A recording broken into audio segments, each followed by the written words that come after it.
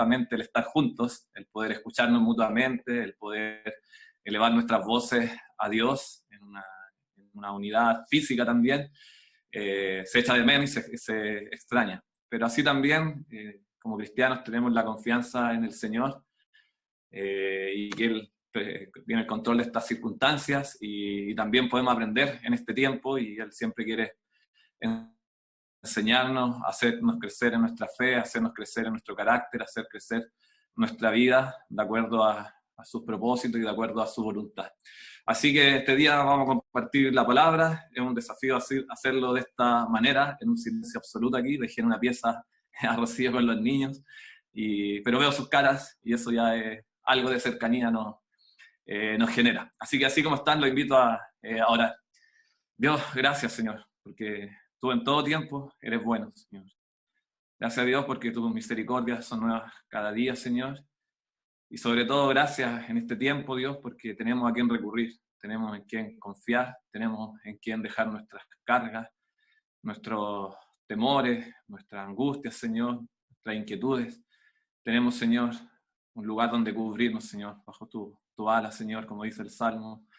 Ahí, y saber que tú nos sostienes, Señor, que tu diestra ha sostenido a lo largo de la humanidad a tantos creyentes, Señor, y lo sigue haciendo en este tiempo, Dios. Gracias, Señor, porque somos testimonio vivo de eso, Señor, que en ti hemos encontrado descanso, en ti podemos confiar. Oramos para que en este día tú también hablas a nuestros corazones, Señor, ponemos nuestra mente, nuestro espíritu, Señor, para que tu palabra pueda hablarnos, pueda siempre confrontarnos, Señor, pueda iluminarnos, Dios, y sobre todo, Dios, nos lleve, Señor, a que nuestra vida, Dios, se vaya acercando al carácter de Jesucristo. En el nombre de Jesús te lo pedimos. Amén y amén. Bueno, hoy terminamos la serie que ya llevamos varios meses respecto a Sed Santos, que se dividió en dos partes, ¿cierto? Una en torno a los 10 mandamientos y una segunda parte en torno a las bienaventuranzas. Y hoy concluimos esta serie. Y me encanta un poco cómo termina y justamente en la circunstancia en que estamos, creo que se vuelve desafiante. En la circunstancia en que estamos se vuelve desafiante y creo que es un llamado de Dios para tomar con claridad y con seriedad el llamado al cual Él nos ha invitado. Les voy a compartir, ahí sí, la pantalla, no sé si me van a ver a mí, pero van a ver por lo menos, me interesa que vean más esto. Bueno, vamos a Mateo 5, 14, 16, y es el texto que nos acompaña en este día. Lo voy a proyectar yo ahí, así que no es necesario que lo busquen, o si quieren lo puede tener ahí a mano.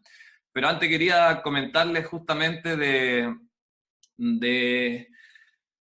un poco en la realidad en que estamos. Yo la otra vez que me tocó predicar acerca del bienaventurado los misericordiosos, porque ellos recibirán misericordia, les comentaba respecto a la necesidad de ver todas las bienaventuranzas en el contexto del reino de Dios. Justamente el reino de Dios es configurado por estas bienaventuranzas en las vidas del creyente. Hemos hablado acerca de cómo estas bienaventuranzas van conformando el carácter del creyente, la identidad, van articulando una ética cristiana para vivir en este mundo. Y eso es importante porque no es algo que va moldeando nuestro carácter para vivir justamente en el estado en que estamos en un confinamiento, sino es un moldear nuestro carácter, nuestra identidad, para expresarla en el mundo en el cual vivimos. Un mundo que todavía se mueve en la oscuridad.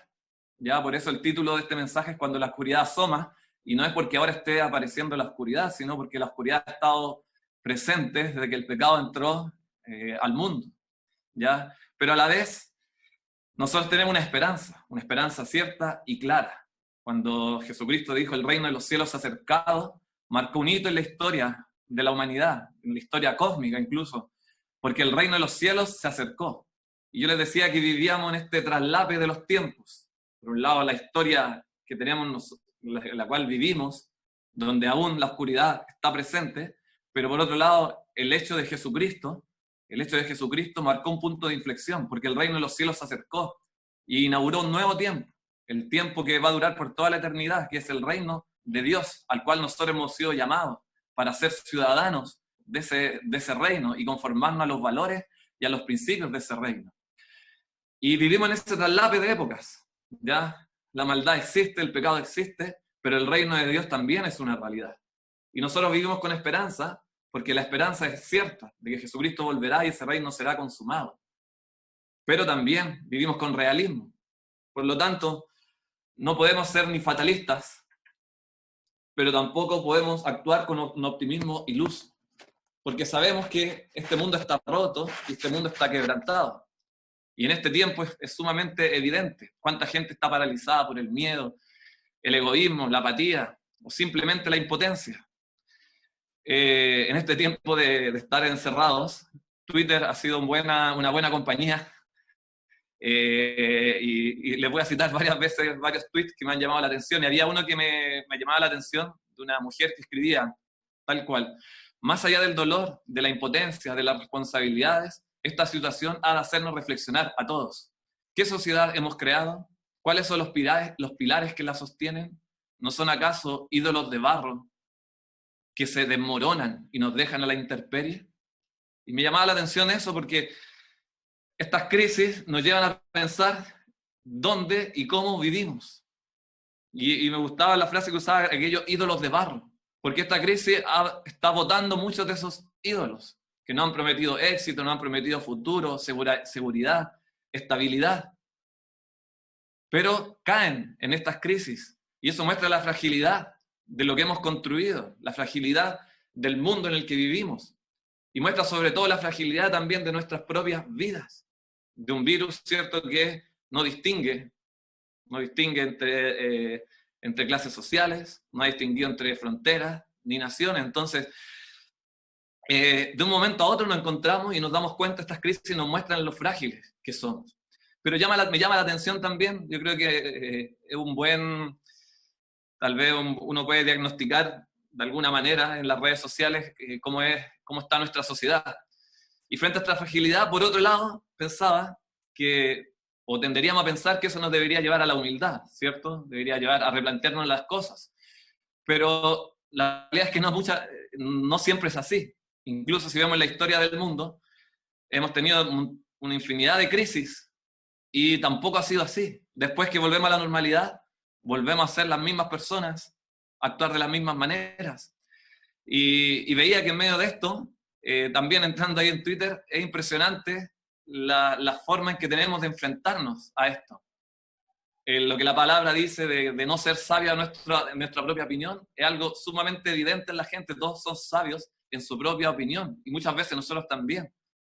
En ese espacio todos queremos hablar, queremos opinar. Vivimos en la época del titular rápido. No sé si se han dado cuenta, el titular rápido, del post, que quién lo escribe más rápido, quién lo coloca ahí, del post sensacionalista en las redes sociales, del rumor anónimo, del me dijeron por ahí, del dicen, por ahí lo escuché. Y así, sin darnos cuenta, en paralelo, tenemos una pandemia de noticias falsas, fake news, una infinidad de bulos que hay que estar desmintiendo una y otra vez. Y de esta pandemia, ni el confinamiento nos salva. Me llamaba la atención, en Chile alguien escribía y decía así, abre comillas, y si nos callamos todos y dejamos que los que saben hablen, pero la verdad es que todos queremos hablar, todos queremos opinar, todos tenemos un acceso a una tribuna virtual, todos nos volvemos opinólogos y comentaristas. Cuán cierta es la palabra de Dios cuando dice que es mucho mejor callar, ¿no? Antes de ayer, hacíamos una junta virtual con algunos hermanos y hermanas de la iglesia y veíamos cómo todo ha sido tan cambiante. ¿Ya? Yo no sé si usted piensa hace 3 semanas atrás cuántos planes tenía y que no lo ha podido realizar. Tantas cosas que quería hacer y se han visto ahora totalmente imposibilitadas. Pero hablábamos de cómo esto se iba dando día a día.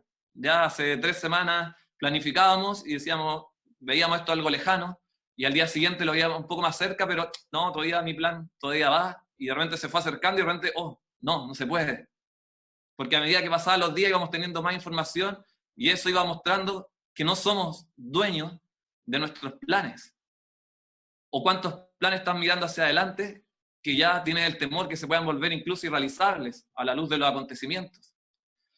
Es que esta crisis justamente nos golpea directamente y diciéndonos que no somos dueños de nuestro futuro. ¿Cuál eco de aquellas palabras de Santiago, cierto? Cuando decía, él decía, ustedes que dicen, hoy O mañana iremos a tal o cual ciudad. Pasaremos allí un año, haremos negocios y ganaremos dinero. Y eso que ni siquiera saben qué sucederá mañana. ¿Qué es su vida? Ustedes son como la niebla que aparece por un momento y luego se desvanece. ¿Cuán cierto es? Cierto que no tenemos el control del futuro ni de nuestras propias vidas. Y lo cierto es que la realidad del mundo ahora es incierta, no hay claridad en cómo vamos a salir de esto. Ya vemos las complicaciones en los términos de nuestras economías. El mundo ha reflejado su fragilidad. Y justamente en este tipo de situaciones de crisis se muestran nuestros valores y nuestros principios. Dónde hemos construido y cómo lo hemos hecho. Entonces, es bueno preguntarnos como cristianos, ¿qué de nosotros? Y por eso quiero que leamos ahí la palabra de Dios, como dice en el libro de Mateo, para ir cerrando esta serie. Mateo 5, 14, 16 dice: ustedes son la luz del mundo. Una ciudad en lo alto de una colina no puede esconderse, ni se enciende una lámpara para cubrirla con un cajón. Por el contrario, se pone en la repisa para que alumbre a todos los que están en la casa. Hagan brillar su luz delante de todos, para que ellos puedan ver las buenas obras de ustedes y alaben al Padre que está en el cielo. Y quiero este mensaje muy preciso, 3 puntos que de alguna manera puedan quedar en nuestra memoria. Cuando la oscuridad asoma, y hacer la claridad ahí, que no me refiero a la oscuridad, como lo dije antes, a esta situación en que estamos. La verdad es que la humanidad ha vivido en su historia en la oscuridad, desde que decidió alejarse de Dios, vivir en separación de Dios. Cuando la oscuridad asoma, como primer punto, este texto nos llama a ser lo que somos. Sean lo que son.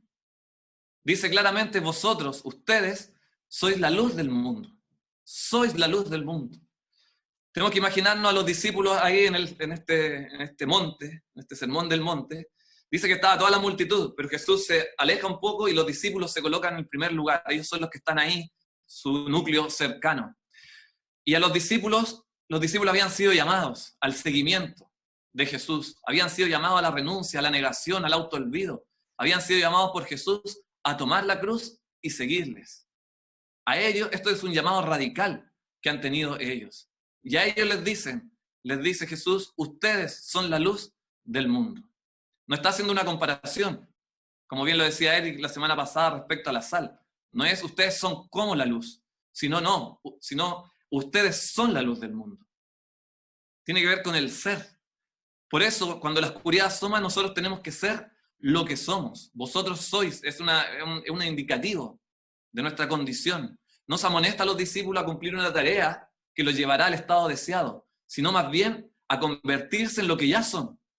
A convertirse en lo que ya son. Los discípulos manifiestan lo que son si viven de acuerdo al carácter del reino, a los principios de este, expresados justamente en las bienaventuranzas. Ser luz con la vida misma de Jesús. La vocación a la que han sido llamados, y a la que nosotros también hemos sido llamados, nos ha convertido en luz. Pero esa luz tiene que ser visible. Somos luz, ¿por qué? Por la fuerza del llamado al seguimiento, de aquel justamente que nos llamó de las tinieblas a su luz. Somos luz porque somos llamados por aquel que dijo: yo soy la luz del mundo. Por lo tanto, tenemos que ser lo que somos. Cuando Jesús te llamó a ti, te llamó justamente ¿para qué? Para ser luz.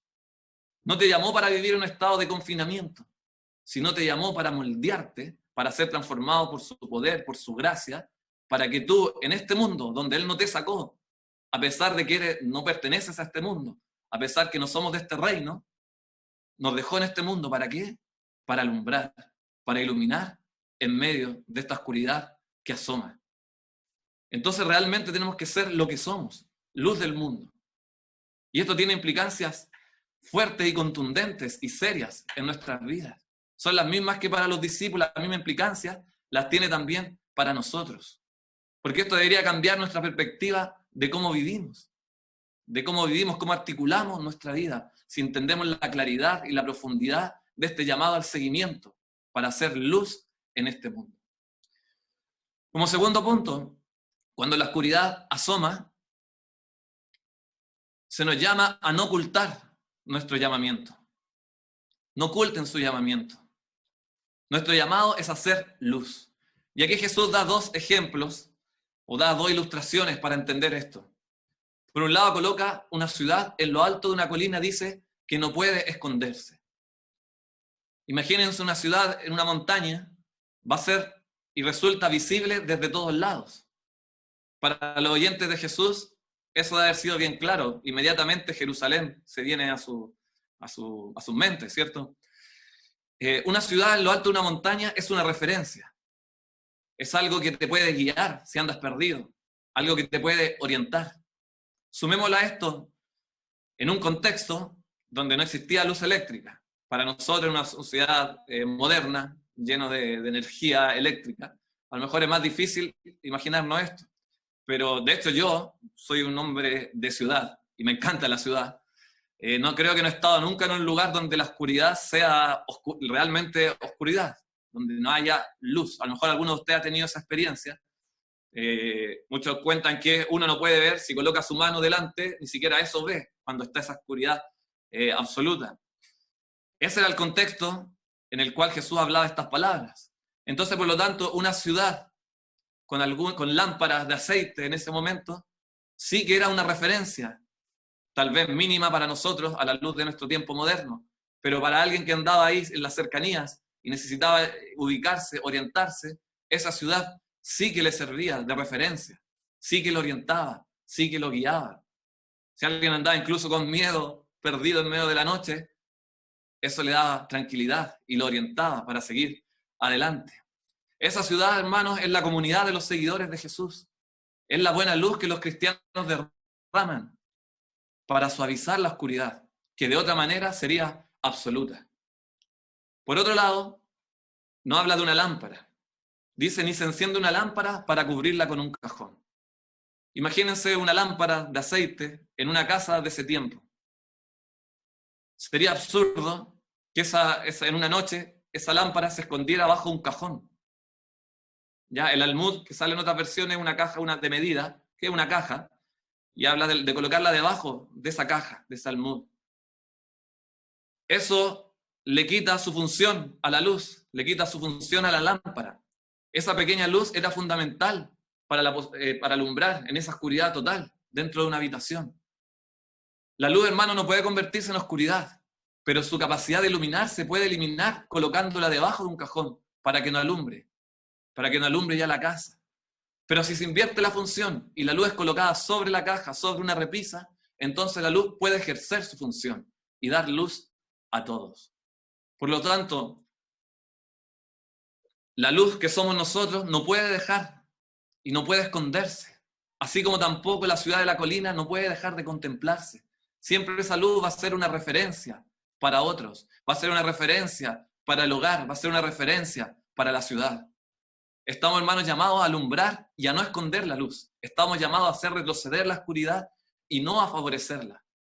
Si nos escondemos y nos confinamos, una palabra que se nos está haciendo muy familiar, ¿qué va a pasar?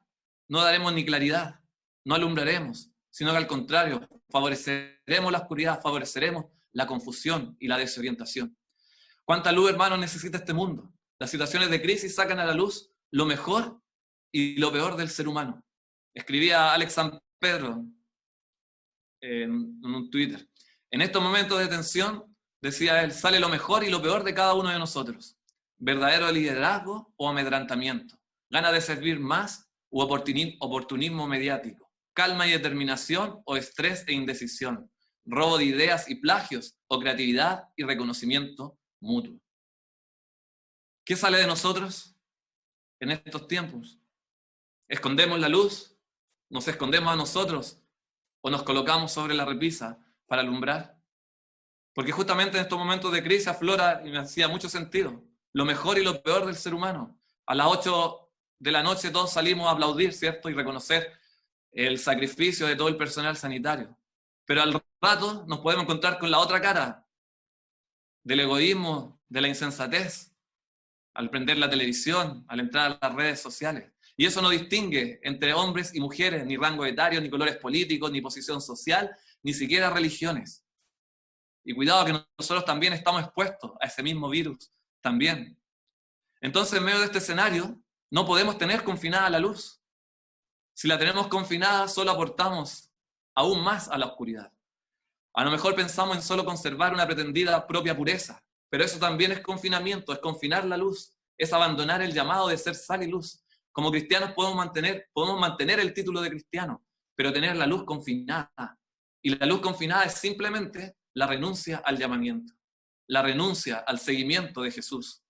No alumbrar es dar pie para que la oscuridad se disfrace incluso de luz. Huir a la invisibilidad, entonces, es negar nuestro propio llamamiento, el llamamiento al cual nos llamó Jesús. Por lo tanto, vemos con el punto 1 y 2 que ser luz no es una opción, no es una propuesta de Jesús, es una condición del llamamiento. El discípulo ya es luz producto del llamado. Los discípulos deben ser lo que son o dejar de ser seguidores de Jesús. Confinar la luz es renunciar al seguimiento radical de Jesucristo, porque el seguimiento real es visible, es absolutamente visible. Es tan visible como una ciudad en lo alto de una colina, tan visible como la luz en la noche, llena de oscuridad.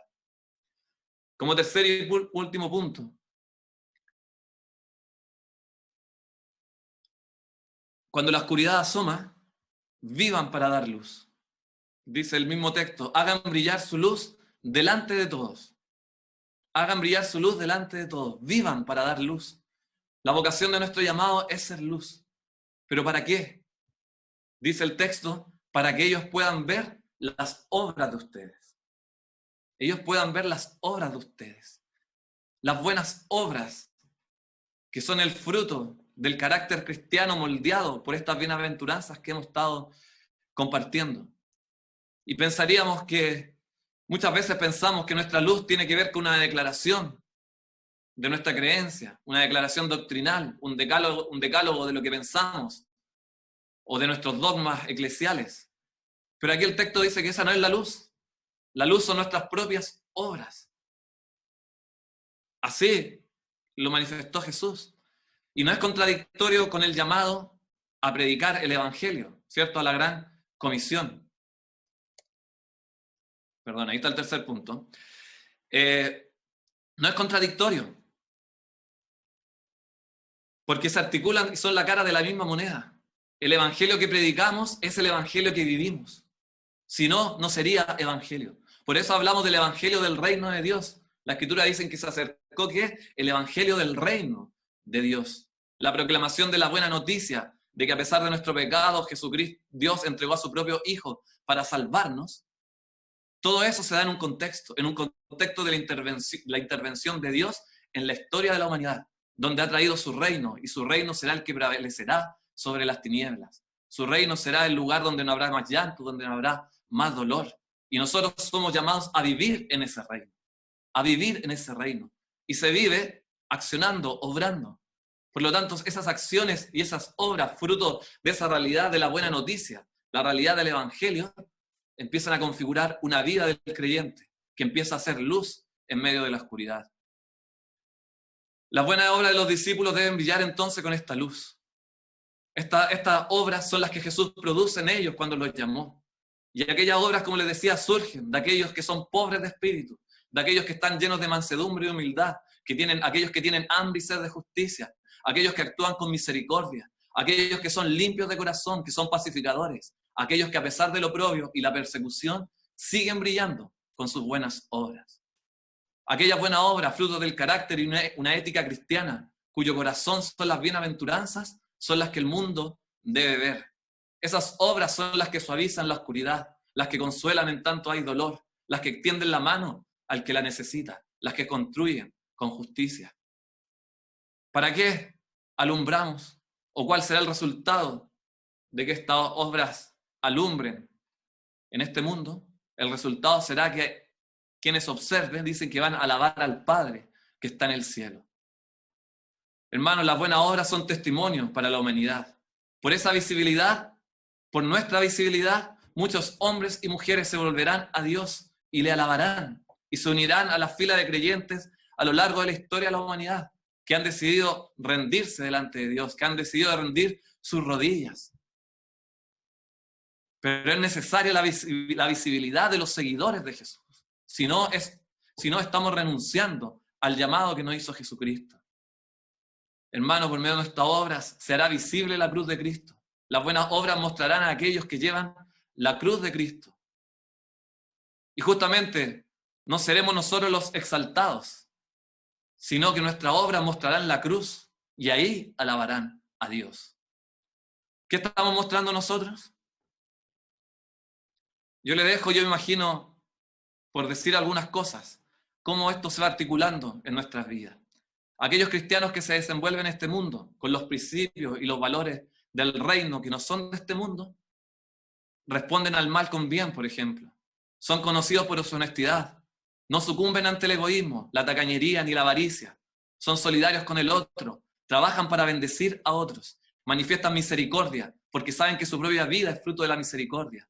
Buscan la reconciliación. Están dispuestos a reconocer su error con el otro, a disculparse y a enmendar el error. Están siempre dispuestos a escuchar activamente a los otros. Refrenan su lengua. Y si hablan, buscan sazonar sus palabras. Saben que en el temor de Dios está la sabiduría. Buscan construir la paz siempre, en una posición activa. Saben que la violencia en todas sus formas es un ataque a la dignidad humana dada por el Creador y por tanto es una afrenta a Dios. Aman la verdad, no se hacen parte de calumnias ni levantan falso testimonio. Al contrario, son responsables en sus acciones y manifiestan humildad en todos sus caminos.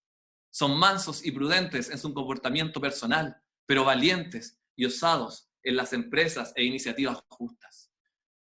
Yo le nombro un poco de algunas cosas que me imagino cómo va configurándose estas buenas obras en nuestra vida, en medio de este mundo.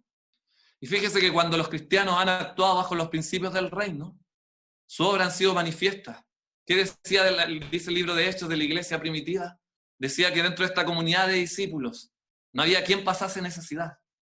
Nadie decía de lo suyo que eso era propio, sino lo colocaba a disposición del otro. Decía incluso que tenían el favor del pueblo. Pero a lo largo de la historia ha sido igual también. Cuando cristianos actuaron bajo los principios del reino, reformaron centros penitenciarios, crearon orfanatos, abolieron la esclavitud, influyeron profundamente en la alfabetización del mundo, estuvieron al frente del desarrollo de la asistencia sanitaria, que es de tanta bendición en estos días. Han luchado contra la explotación infantil, luchan contra la explotación sexual y el tráfico de personas, socorren a refugiados e inmigrantes en estos tiempos. Los creyentes que se articulan bajo los principios del reino son luz donde hay necesidad, son luz donde hay injusticia, son luz donde no está el amor de Dios, son luz, en definitiva, en medio de la oscuridad. Para terminar, hermanos, los ejemplos que nos da Jesús excluyen cualquier alejamiento sectario del mundo. Pero por otro lado también, excluyen también como posibilidad la mera conformidad al mundo, conformarnos al mundo. No, el sello distintivo de la comunidad de creyentes es ser sal y luz de la tierra. Somos discípulos de quien vino a servir y no a ser servido. Si este llamado no es realizado, la iglesia se convierte en una institución que se sirve a sí misma y los cristianos pasan a ser un grupo insignificante. Cristianos sin cristianismo, sal sin salinidad, luz que no ilumina nada. El mundo, por otro lado, se queda sin una cosa que sobre todo debería aportarle a la iglesia, la preservación de la vida, la presencia iluminadora de Dios ante lo suyo propio. Hermanos, es propio de la sal sazonar, preservar y estimular. Es propio de la luz iluminar. Si no, no se corresponden con lo que es. Que nuestra obra, por tanto, que toda nuestra vida alumbre sobre los hombres, para que muchos hermanos sean alcanzados por el testimonio fiel de creyentes que viven a la luz de la nueva humanidad que Cristo logró en la cruz, para que así, a la luz de esa cruz, muchos más alaben a nuestro Dios. Hermanos, que Dios nos ayude. Necesitamos para esto de su gracia, necesitamos rendirnos una y otra vez delante de Él y ratificar nuestro compromiso a ser seguidores del Maestro que ha marcado la historia de esta humanidad. Antes de orar, quería colocarles un video de una canción para que podamos meditar y ya podamos estar orando justamente en nuestros corazones.